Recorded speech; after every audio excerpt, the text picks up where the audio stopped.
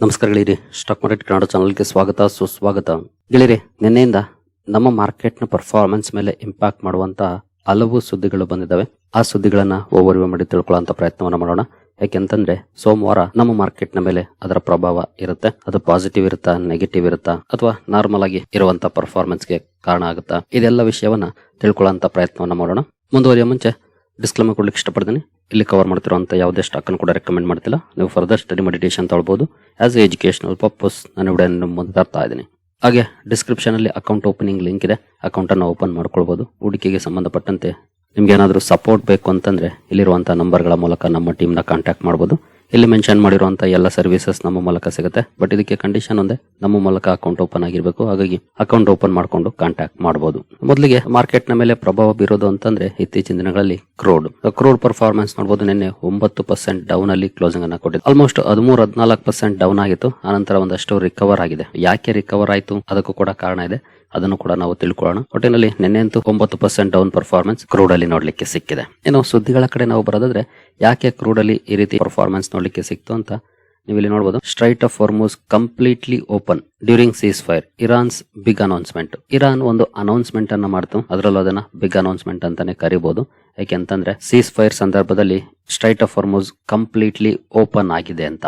ಜೊತೆಗೆ ಇದಾದ ನಂತರ ಡೊನಾಲ್ಡ್ ಟ್ರಂಪ್ ಕೂಡ ಕೆಲವೊಂದು ಅಪ್ಡೇಟ್ ಗಳನ್ನ ಶೇರ್ ಮಾಡಿದ್ರು ಸೋಷಿಯಲ್ ಮೀಡಿಯಾ ಪ್ಲಾಟ್ಫಾರ್ಮ್ ಅಲ್ಲಿ. ಆ ಎಲ್ಲ ಸುದ್ದಿಗಳು ಭರ್ಜರಿ ಪರ್ಫಾರ್ಮೆನ್ಸ್ ಗೆ ಕಾರಣ ಆಯಿತು. ಎಸ್ಪೆಷಲಿ ಈ ಸುದ್ದಿಗಳು ಬಂದ ಮೇಲೆ ನೋಡಬಹುದು ಯುರೋಪಿಯನ್ ಮಾರ್ಕೆಟ್ ಗಳನ್ನ ಎಸ್ಪೆಷಲಿ ನೋಡಬಹುದು. DAX 2.27%, FTSE 0.73, CAC 2% nearly, Euro Stoxx 2%, AEX 0.69, IBEX 2.18, FTSE MIB 1.75, SMI 1.7. ಈ ರೀತಿ ಭರ್ಜರಿ ಪರ್ಫಾರ್ಮೆನ್ಸ್ ನೋಡ್ಲಿಕ್ಕೆ ಸಿಕ್ತು. ಅಂದ್ರೆ 1.5-2% ಮೇಲೆ ಪಾಸಿಟಿವ್ ಪರ್ಫಾರ್ಮೆನ್ಸ್ ನೋಡ್ಲಿಕ್ಕೆ ಸಿಕ್ತು ನಿನ್ನೆ ಈ ಸುದ್ದಿ ಬಂದ ನಂತರ. ಹಾಗೆ ಅಮೆರಿಕನ್ ಮಾರ್ಕೆಟ್ ಕೂಡ ಓಪನ್ ಆಯ್ತು. ಅಮೆರಿಕನ್ ಮಾರ್ಕೆಟ್ ಅಲ್ಲಿ ನೋಡಬಹುದು ಡೌ ಜೋನ್ಸ್ ಅಲ್ಲಿ 1.79% ಪಾಸಿಟಿವ್ ಪರ್ಫಾರ್ಮೆನ್ಸ್ ನೋಡ್ಲಿಕ್ಕೆ ಸಿಕ್ಕಿದೆ. ಬಟ್ ಆಲ್ಮೋಸ್ಟ್ ಇದು ಕೂಡ 2.5% ವರೆಗೂ ಕೂಡ ಹೋಗಿತ್ತು. ಬಟ್ ನಂತರ ಅಲ್ಲಿಂದ ಸ್ವಲ್ಪ ಡೌನ್ ಆಗಿ 1.79 ಗೆ ಕ್ಲೋಸಿಂಗ್ ಅನ್ನ ಕೊಟ್ಟಿದೆ. ನಾಸ್ಟಾಕ್ 1.5% ಅಪ್ ಅಲ್ಲಿ ಕ್ಲೋಸಿಂಗ್ ಅನ್ನ ಕೊಟ್ಟಿದೆ. ಈ ರೀತಿ ಭರ್ಜರಿ ರಿಯಾಕ್ಷನ್ ನೋಡ್ಲಿಕ್ಕೆ ಸಿಕ್ತು. ಎಸ್ಪೆಷಲಿ ಈ ಸುದ್ದಿ ಏನ್ ಬಂತು, ಇದು ನಮ್ಮ ಮಾರ್ಕೆಟ್ ಕ್ಲೋಸ್ ಆದ್ಮೇಲೆ ಬಂತು. ಹಾಗಾಗಿ ನಮ್ಮ ಮಾರ್ಕೆಟ್ ಅಲ್ಲಿ ರಿಯಾಕ್ಷನ್ ನೋಡ್ಲಿಕ್ಕೆ ಸಿಗ್ಲಿಲ್ಲ. ಈವನ್ ಏಷ್ಯನ್ ಮಾರ್ಕೆಟ್ ಗಳಲ್ಲೂ ಕೂಡ, ಯಾಕಂದ್ರೆ ಏಷ್ಯನ್ ಮಾರ್ಕೆಟ್ ಗಳು ಅಷ್ಟರಲ್ಲಾಗ್ಲೇ ಕ್ಲೋಸ್ ಆಗಿದ್ವು. ಯುರೋಪಿಯನ್ ಮಾರ್ಕೆಟ್ ಗಳು ಓಪನ್ ಇದ್ದು. ಹಾಗಾಗಿ ಯುರೋಪಿಯನ್ ಮಾರ್ಕೆಟ್ ಗಳಲ್ಲಿ ಈ ರೀತಿ ಭರ್ಜರಿ ರಿಯಾಕ್ಷನ್ ನೋಡ್ಲಿಕ್ಕೆ ಸಿಕ್ತು. ಹಾಗೆ ಅಮೆರಿಕನ್ ಮಾರ್ಕೆಟ್ ಅಲ್ಲೂ ಕೂಡ ಒಳ್ಳೆ ಪರ್ಫಾರ್ಮೆನ್ಸ್ ಗೆ ಕಾರಣ ಆಯ್ತು ಈ ಸುದ್ದಿ. ಆ ನಂತರ ಕೆಲವೊಂದು ಅಪ್ಡೇಟ್ ಗಳು ಬಂದು. ಆ ಅಪ್ಡೇಟ್ ಗಳೇನು ಅಂತ ನೋಡೋದಾದ್ರೆ ನೋಡಬಹುದು, ಇಲ್ಲಿ Iran declares strait of Hormuz open to shipping but Trump says US blockade still active. ಅಂದ್ರೆ Iran strait of Hormuz fully open ಆಗಿದೆ ಅಂತ ಸ್ಟೇಟ್ಮೆಂಟ್ ಅನ್ನ ಕೊಡ್ತು. ಆ ನಂತರ ಟ್ರಂಪ್ ಇಂದ ಒಂದು ಸ್ಟೇಟ್ಮೆಂಟ್ ಬಂತು. ಅದೇನಂತಂದ್ರೆ US ಬ್ಲಾಕೇಡ್ ಸ್ಟಿಲ್ ಆಕ್ಟಿವ್ ಅಂತ. ಅಂದ್ರೆ ಇರಾನ್ ಇಂದ ಬರುವಂತ ಅಥವಾ ಇರಾನ್ ನ ಪೋರ್ಟ್ ಗಳಿಂದ ಬರುವಂತ ಶಿಪ್ ಗಳೇನಿದ್ವು ಅವುಗಳನ್ನ ಬ್ಲಾಕ್ ಮಾಡುವಂತ ಕೆಲಸವನ್ನ ಅಮೆರಿಕ ಮಾಡಿತ್ತು. ಅದು ಈಗಲೂ ಕೂಡ ಆಕ್ಟಿವ್ ಇದೆ, ನಾವು ಬ್ಲಾಕ್ ಮಾಡ್ತಿದ್ದೀವಿ ಅನ್ನೋ ರೀತಿಯಲ್ಲಿ ಸ್ಟೇಟ್ಮೆಂಟ್ ಅನ್ನ ಕೊಟ್ರು. ಈ ಸ್ಟೇಟ್ಮೆಂಟ್ ಇಂದ ಮತ್ತೆ ಬೇರೆ ಬೇರೆ ಸುದ್ದಿಗಳು ಬರ್ಲಿಕ್ಕೆ ಶುರು ಮಾಡುದು. ಯಾಕೆಂತಂದ್ರೆ ಇರಾನ್ ಓಪನ್ ಮಾಡಿದ್ಮೇಲೆ ಅಮೆರಿಕ ಕೂಡ ಆ ಬ್ಲಾಕೇಡ್ ಅನ್ನ ತೆಗಿಬೇಕಲ್ವಾ. ಅದು ಆಕ್ಟಿವ್ ಇದೆ ಅಂತ ಹೇಳಿದಾಗ ಏನ್ ಮಾಡ್ತು, ಇರಾನ್ ಇನ್ನೊಂದು ಅಪ್ಡೇಟ್ ಅನ್ನ ಕೊಡ್ತು. ನೋಡಬಹುದು, Iran closes strait of Hormuz again, accuses US of violating reopening deal. Reopen ಮಾಡಿಲ್ಲ ಅಂದ್ರೆ ನಾವು ಬ್ಲಾಕೇಡ್ ಮಾಡ್ತೀವಿ ಅಂತ ಬ್ಲಾಕೇಡ್ ಮಾಡಿದ್ದು America. But strait of Hormuz ನ ಇರಾನ್ ರೀಓಪನ್ ಮಾಡಿದ್ಮೇಲೆ ಇವರು ಕೂಡ ಬ್ಲಾಕೇಡ್ ಅನ್ನ ನಿಲ್ಲಿಸಬೇಕು. ಬಟ್ ಯಾವಾಗ ಅವರು ಬ್ಲಾಕೇಡ್ ಅನ್ನ ಕಂಟಿನ್ಯೂ ಮಾಡ್ತೀವಿ ಅಥವಾ ಈಗಲೂ ಆಕ್ಟಿವ್ ಇದೆ ಅಂತ ಹೇಳಿದ್ರು, ಇಮಿಡಿಯೇಟ್ಲಿ ಇರಾನ್ ಮತ್ತೊಂದು ಸ್ಟೇಟ್ಮೆಂಟ್ ಅನ್ನು ಕೊಡ್ತು, ನಾವು ಸ್ಟ್ರೈಟ್ ಆಫ್ ಹಾರ್ಮುಜ್ ಅನ್ನ ಕ್ಲೋಸ್ ಮಾಡ್ತಿದ್ದೀವಿ ಅಂತ. ಈ ಸುದ್ದಿಗಳು ಮಾರ್ಕೆಟ್ ನ ಮೇಲೆ ಒಂದಷ್ಟು ಇಂಪ್ಯಾಕ್ಟ್ ಅನ್ನ ಮಾಡುದು. ಅಷ್ಟರಲ್ಲಿ ಯುರೋಪಿಯನ್ ಮಾರ್ಕೆಟ್ ಗಳು ಕ್ಲೋಸ್ ಆಗಿದ್ವು. ಆದ್ರೆ ಅಮೆರಿಕನ್ ಮಾರ್ಕೆಟ್ ಓಪನ್ ಇತ್ತು. ಹಾಗಾಗಿನೇ ಅಮೆರಿಕನ್ ಮಾರ್ಕೆಟ್ ಅಲ್ಲಿ ಹೈ ಇಂದ ಒಂದಷ್ಟು ಕರೆಕ್ಷನ್ ಕೂಡ ಬಂತು.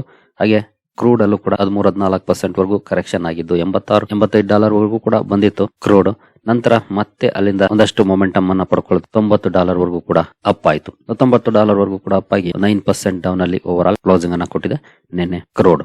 ಈ ರೀತಿಯ ಅಗ್ಗ ಜಗ್ಗಾಟಗಳು ನಡೆದಿದೆ ಸ್ಟ್ರೈಟ್ ಆಫ್ ಹಾರ್ಮುಜ್ ವಿಚಾರದಲ್ಲಿ. ನೀವು ಇಲ್ಲಿ ನೋಡಬಹುದು, Trump proposes, Iran disposes, Hormuz now a battlefield of claims.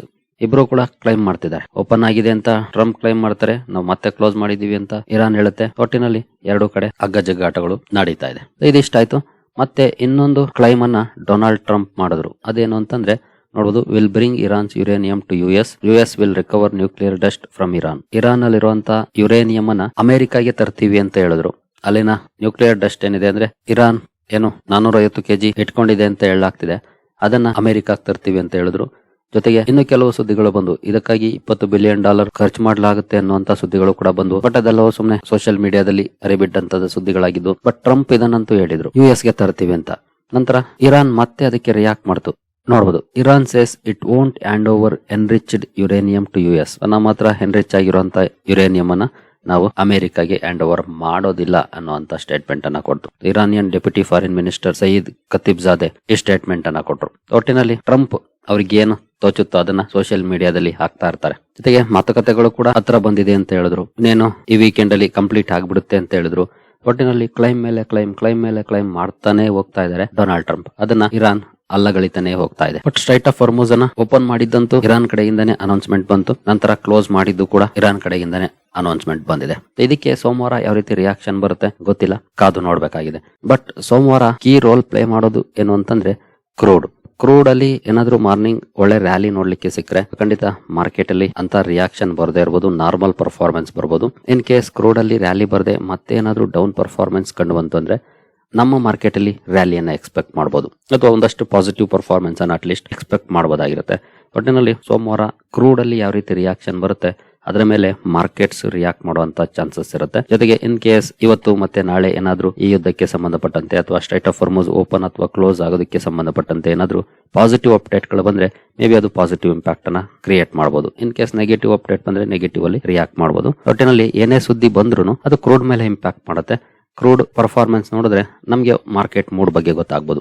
ನಿನ್ನೆ ಎಸ್ಪೆಷಲಿ ಗಿಫ್ಟ್ ನಿಫ್ಟಿ ಓಪನ್ ಇತ್ತಲ್ಲ, ಈ ಸುದ್ದಿಗಳು ಬಂದಾಗ ನೋಡಬಹುದು 280 ಪಾಯಿಂಟ್ಸ್ ಅಪ್ ಆಗಿ ಕ್ಲೋಸಿಂಗ್ ಅನ್ನ ಕೊಟ್ಟಿದೆ. 1.15%. ಇನ್ನೂ ಜಾಸ್ತಿನೇ ಪಾಸಿಟಿವ್ ಇತ್ತು. ನಂತರ ಅಲ್ಲಿಂದ ಅದಷ್ಟು ಡೌನ್ ಕೂಡ ಆಯ್ತು. But over all more than 1% up ಅಲ್ಲಿ ಕ್ಲೋಸಿಂಗ್ ಅನ್ನ ಕೊಟ್ಟಿದೆ ನೆನ್ನೆ ಗಿಫ್ಟ್ ನಿಫ್ಟಿ. ಬಟ್ ಸೋಮವಾರದ ಪರ್ಫಾರ್ಮೆನ್ಸ್ ಗೆ ಮೇಜರ್ ಕಾರಣ ಆಗೋದು ಕ್ರೂಡ್ ಪರ್ಫಾರ್ಮೆನ್ಸ್ ಅನ್ನ ನಾವು ವಾಚ್ ಮಾಡಬೇಕಾಗುತ್ತೆ. ಆಸ್ ಯೂಶುವಲ್ ನಾವು ಮಾರ್ನಿಂಗ್ ವಿಡಿಯೋದಲ್ಲಿ ನೋಡ್ತೀವಿ ಕ್ರೂಡ್ ಪರ್ಫಾರ್ಮೆನ್ಸ್ ಅನ್ನ. ಆಗ ನಮಗೆ ಒಂದಷ್ಟು ಕ್ಲಾರಿಟಿ ಸಿಗುತ್ತೆ. ಕಾದು ನೋಡೋಣ. ಸದ್ಯದ ಮಟ್ಟಿಗಂತೂ ಏನ್ ನೆಗೆಟಿವ್ ಸುದ್ದಿ ಇಲ್ಲ, ಯಾಕಂದ್ರೆ ಇದ್ದಂತ ಸುದ್ದಿಗಳು ಇವೆಲ್ಲ ಆಲ್ರೆಡಿ ಗೊತ್ತಿದ್ದಂತವೆ. ಪಾಸಿಟಿವ್ ಆಗ್ಬೋದು ಅಂತ ಇತ್ತು. ಇನ್ ಕೇಸ್ ಕ್ರೂಡ್ ಅಲ್ಲಿ ನಾರ್ಮಲ್ ಆಗಿ ಪರ್ಫಾರ್ಮೆನ್ಸ್ ಕಂಡು ಬಂದ್ರೆ ಅದು ಮಾರ್ಕೆಟ್ ನ ಮೇಲೆ ಪಾಸಿಟಿವ್ ಇಂಪ್ಯಾಕ್ಟ್ ಮಾಡುವಂತ ಸಾಧ್ಯತೆಗಳೇ ಜಾಸ್ತಿ ಇರುತ್ತೆ. ಏನು ನೆಕ್ಸ್ಟ್ ಸುದ್ದಿ ಕಡೆ ನಾವು ಬರೋದ್ರೆ, ಇವತ್ತು ಕ್ಯಾಬಿನೆಟ್ ಇಂದ ಕೆಲವೊಂದು ಅಪ್ಡೇಟ್ ಗಳು ಬಂದಿದ್ದಾವೆ. ನೋಡಬಹುದು, ಕ್ಯಾಬಿನೆಟ್ ಮೀಟಿಂಗ್ ಕೀ ಡಿಸಿಷನ್ಸ್, ಹಲವು ನಿರ್ಧಾರಗಳನ್ನ ಸರ್ಕಾರ ತಗೊಂಡಿದೆ.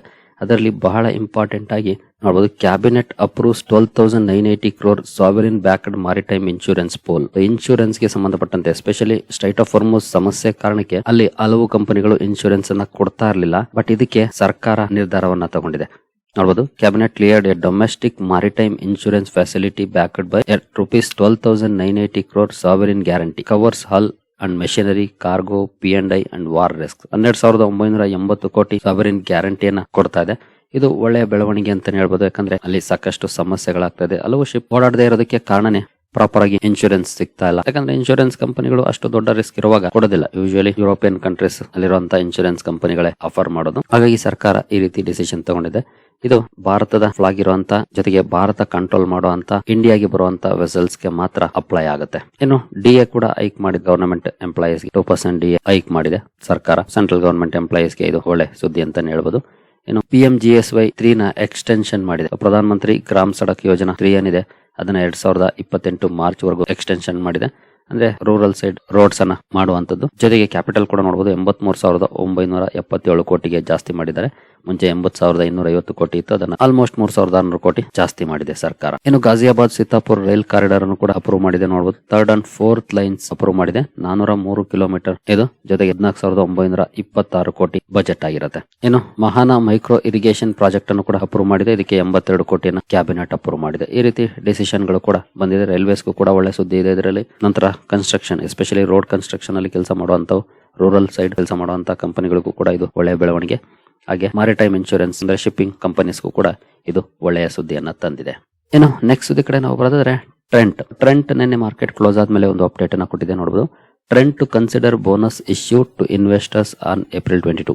ಏಪ್ರಿಲ್ 22ನೇ ತಾರೀಕು ಕಂಪನಿ ಬೋರ್ಡ್ ಮೀಟಿಂಗ್ ಅನ್ನ ಕರೆದಿದೆ. ಅಂದ್ರೆ ಅವತ್ತೇ ರಿಸಲ್ಟ್ ಕೂಡ ಇರುತ್ತೆ. ರಿಸಲ್ಟ್ ನ ಜೊತೆ ಬೋನಸ್ ಬಗ್ಗೆ ಡಿಸಿಷನ್ ತಗೊಳ್ತಾ ಇದೆ. ಒಳ್ಳೆ ಬೆಳವಣಿಗೆ. ಈಗಾಗಲೇ LIC ಬೋನಸ್ ಇಶ್ಯೂ ನ ನೋಡಿದ್ವಿ ಇತ್ತೀಚೆಗೆ. ಈಗ ಟ್ರೆಂಟ್ ಕೂಡ ನಿರ್ಧಾರವನ್ನ ತಗೊಳ್ತಾ ಇದೆ. ಅವತ್ತು ಡಿಸೈಡ್ ಆಗುತ್ತೆ ಬೋನಸ್ ಯಾವ ರೇಷಿಯೋದಲ್ಲಿ ಕೊಡಬೇಕಾ ಬೇಡವಾ ಎಲ್ಲವೂ ಕೂಡ ನೋಡೋಣ. ಜೊತೆಗೆ ನಾಳೆ ಅಂದ್ರೆ ಸೋಮವಾರ ಸ್ಟಾಕ್ ಅಲ್ಲಿ ಇದಕ್ಕೆ ರಿಯಾಕ್ಷನ್ ಕೂಡ ಬರಬಹುದು. ಸ್ಟಾಕ್ ಅನ್ನು ವಾಚ್ ಮಾಡಬಹುದು. ಇತ್ತೀಚಿನ ದಿನಗಳಲ್ಲಿ ಒಂದಷ್ಟು ಪಾಸಿಟಿವ್ ಪರ್ಫಾರ್ಮೆನ್ಸ್ ಬಂದಿದೆ. ಎಸ್ಪೆಷಲಿ ಬಿಸಿನೆಸ್ ಅಪ್ಡೇಟ್ಸ್ ರಿಲೀಸ್ ಆದ್ಮೇಲೆ ನೋಡೋಣ ಸೋಮವಾರ ಯಾವ ರೀತಿ ಇರುತ್ತೆ ಪರ್ಫಾರ್ಮೆನ್ಸ್ ಅಂತ.